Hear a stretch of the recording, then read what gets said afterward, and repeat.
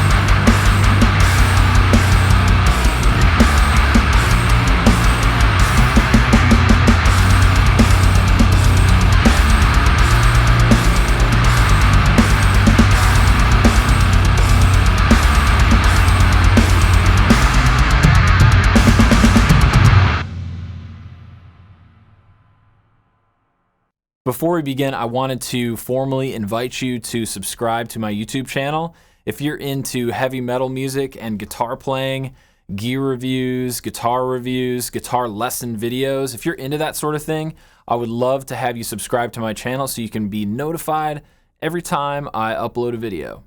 Okay, first off, you're probably wondering who this is. To my left, this is my dog Blanche.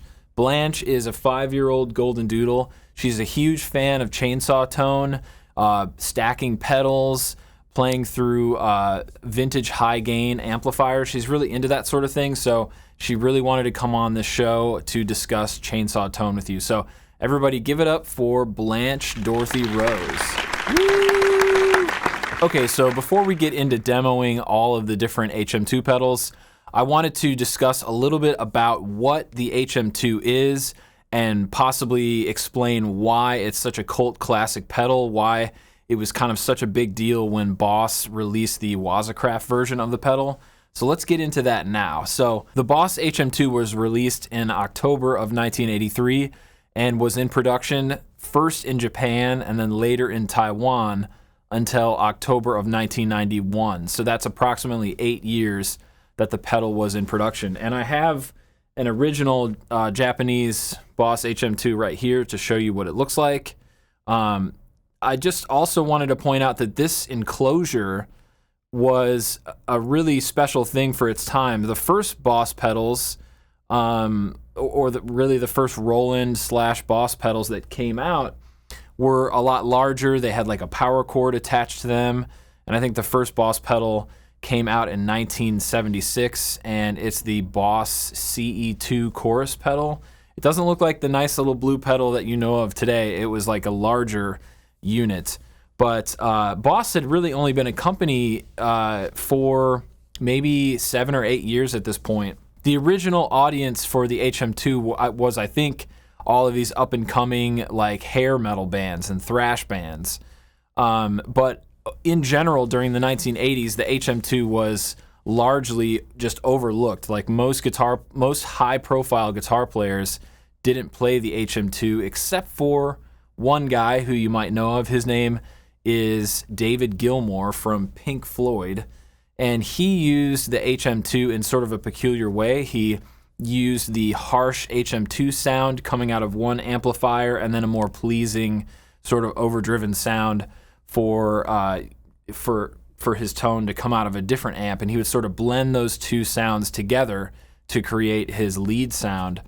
And there are several articles online where you can read about this. That particular setup of David Gilmour's was used on one of his solo albums, and then on the 13th Pink Floyd album, which I don't know the name of it, but I'll put it in the description below for you to check out. So even though most of the high-profile guitar players during this time were probably busy, playing their modded JCM 800s and teasing up their hair, the Boss HM2 found a particular home in the rigs of various Swedish death metal guitarists of the late 80s and early 1990s. To give you some listening material to check out if you want to hear what this sounds like, check out Dismember, Entombed, At the Gates, Carnage, and Grotesque. Those are all some Swedish death metal bands that have notably used this pedal.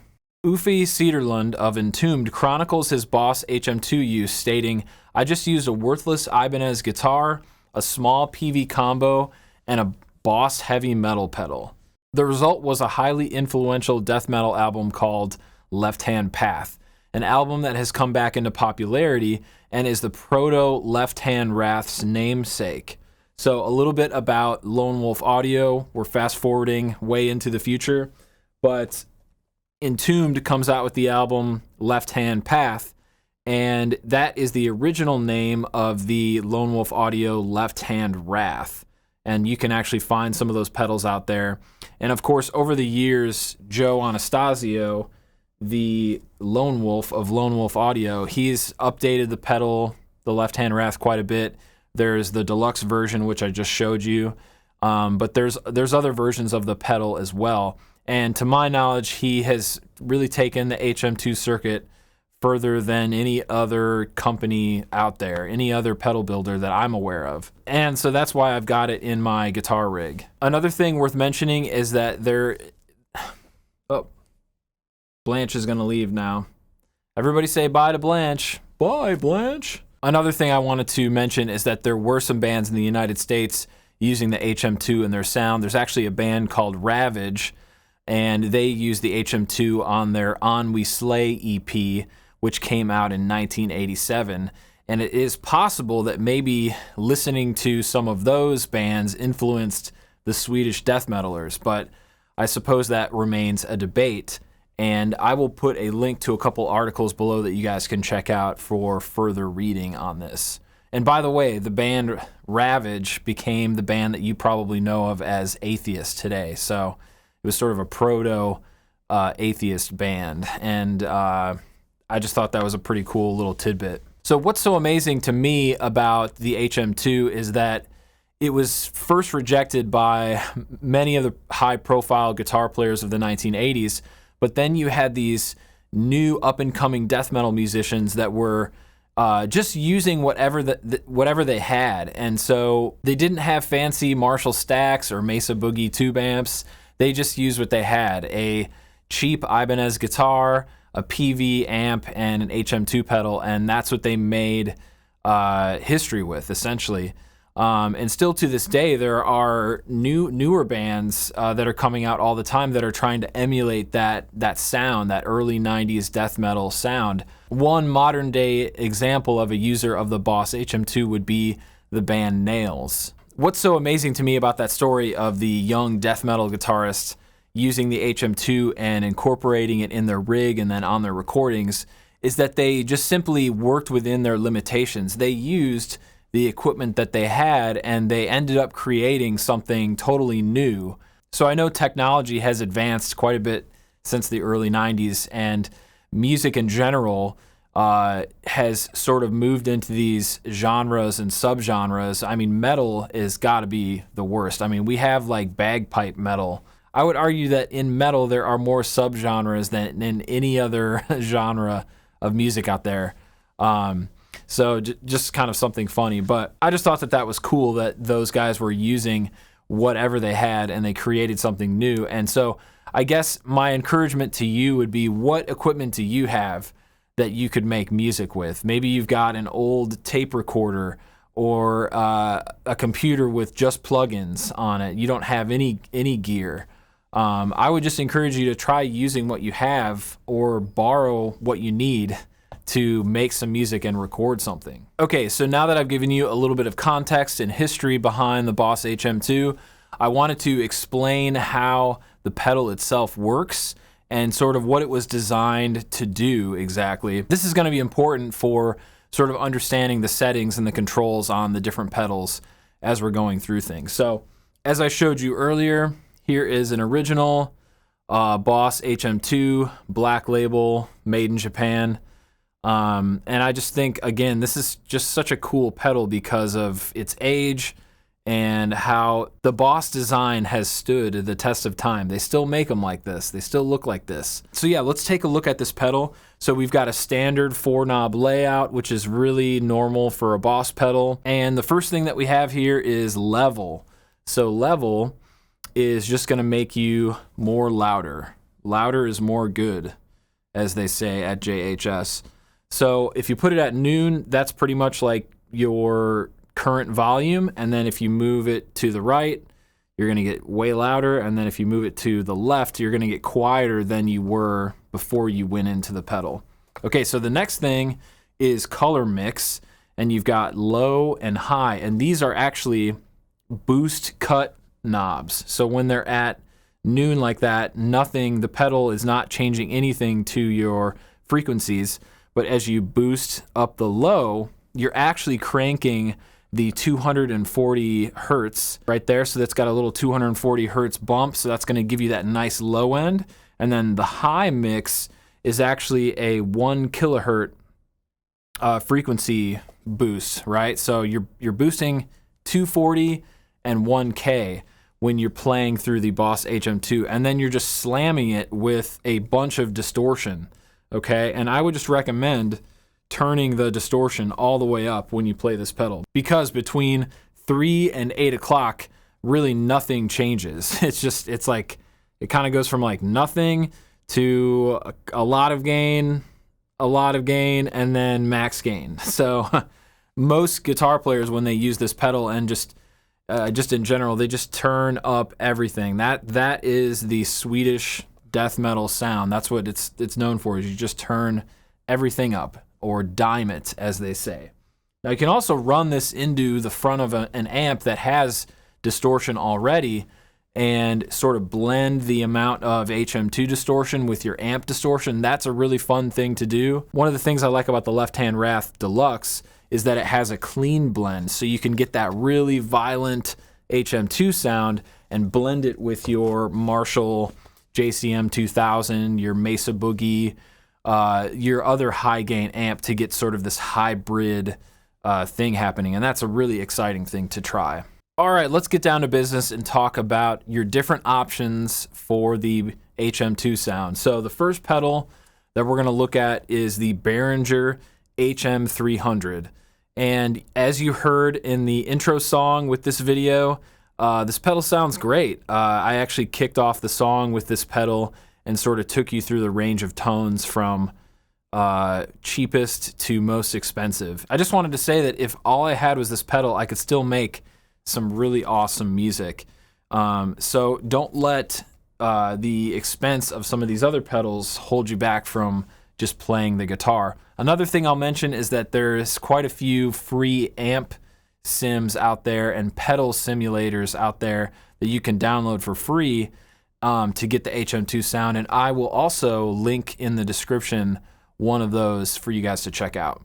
Okay, so moving on to the next HM2 option, and I would go with this option over most of the boutique pedal builders out there that build HM2 clones or HM2 versions. Just get the Waza Craft. It's made by Boss. It sounds really, really awesome. It's a solid tank-like pedal, and it's going to get you the sound right away.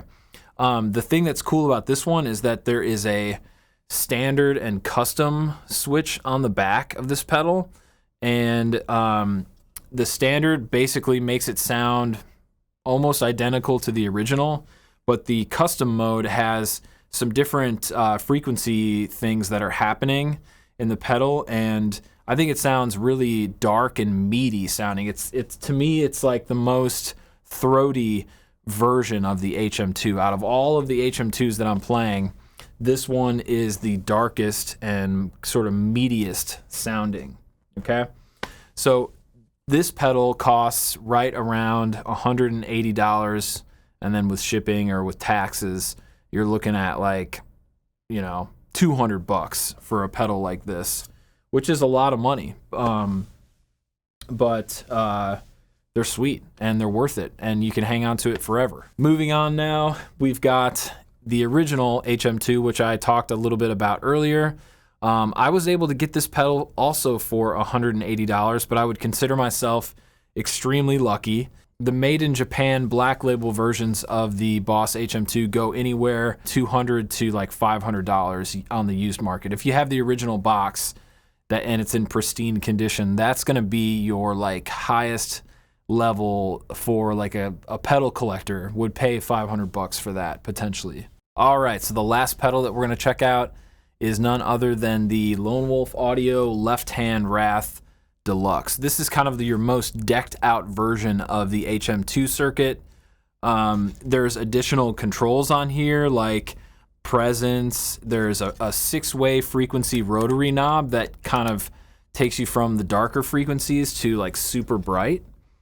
And then when you fully engage the mid knob, it's actually tied into the sub knob, which will change your mid-range frequency even more. So you can really dial in an interesting and specific mid-range, high mid-range frequency that will cut through the mix. And then as I mentioned earlier, it also has a blend knob, so you can blend that violent HM2 circuit sound with your high gain amplifier. And that's another great feature with the Lone Wolf Audio Left Hand Wrath Deluxe. A pedal like this goes for about $325 to $350 on the used market. Occasionally you'll find it in like the $250 range, but I would consider myself lucky if I found a pedal like that at that price. There are quite a few boutique pedal builders that build an HM2 style pedal, and I would just encourage you to go with whatever one looks the coolest to you. To me, Lone Wolf Audio does it the best. They've got the most features, the coolest sound. But like I said, there's lots of other builders out there. The reason why I picked Lone Wolf Audio is because Joe Anastasio is a huge supporter of true death metal and extreme genres of music. His pedals are sort of built in that sort of ethos where his pedals look like they were in like a war or something like that. The great Metallica War of 1812, I don't know. So now that I've talked more than enough, let's go on and listen to what these different pedals sound like. All right, so here we are with all 4 of the HM2 pedals lined up on the pedal board. I just wanted to explain how I am plugging in with these pedals. What I'm doing is I'm running through the loop of my first HX Stomp, which is sort of dedicated to all of the preamp sounds for my guitar. So I've got a compressor, I've got a noise gate, and then I've got the loop with all of these HM2 pedals going through. After that, I've got another noise gate, and then I'm using a Soldano style clean guitar amp and a Orange and Mesa cabinet impulse response from Ownhammer. And here's what it sounds like.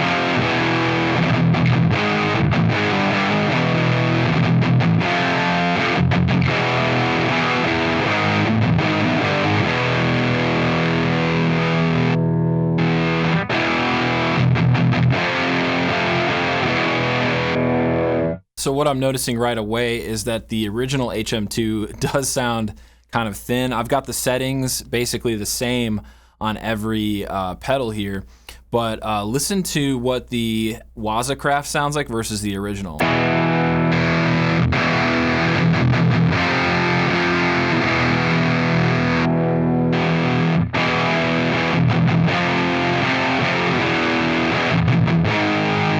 Pretty stark difference between those two pedals. Now what I'm going to do is check and see what switch I have on here. So I'm actually on the custom mode. Maybe that's why they sound so different. So I'm going to switch it back to standard, and then we're going to compare the two Boss pedals.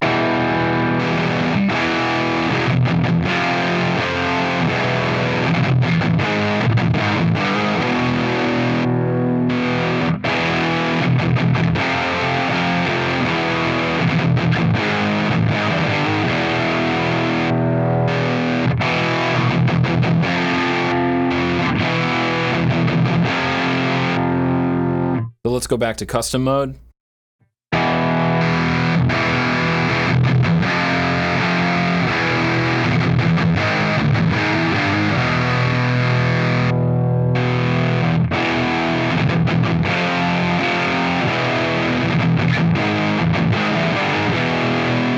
So it just seems like it's totally like the chainsaw sound when you go to custom mode. So I'm gonna switch it back to standard for now, just for comparison purposes, but you can tell that Boss was just trying to give this Waza Craft just a little bit more with that custom mode and make it a little bit more extreme, which I appreciate. All right, so what we're gonna do now is crank up the distortion level of each of these boxes. We're basically just gonna max it out, and we'll even check out the Lone Wolf audio on this run. So.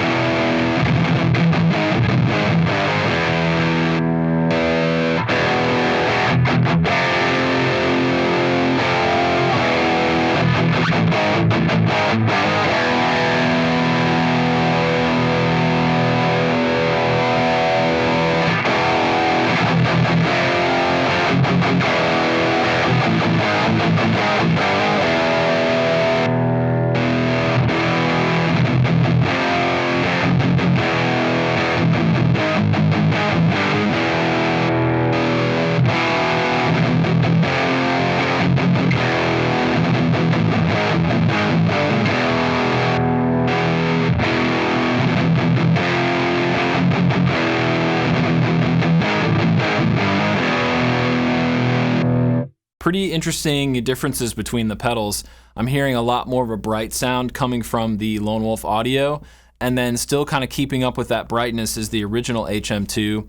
The HM2 Waza definitely has more of a meatiness to it, like it's got that lower mid-range sort of boost. And again, I think we're on standard mode. Yeah, I'm just keeping it on standard this whole time so that we can more accurately get a comparison between the HM2, the original. And then the HM300, I'm really impressed with how nice it sounds for the price. You know, that you're paying like 1/8 of the price of you know, some of these other pedals, and it still sounds, it's giving you the sound. So I think that's awesome. What we're gonna do now is just dime all the controls. This is typically how an HM2 pedal is used. You just turn everything up, run it into your amp, maybe put a little bit of gain on your amp, maybe a lot, depending on what your preferences are. But we're gonna basically turn everything up and check it out, and then I'll show you some of the other things that the Lone Wolf audio pedal can do, because that's very impressive.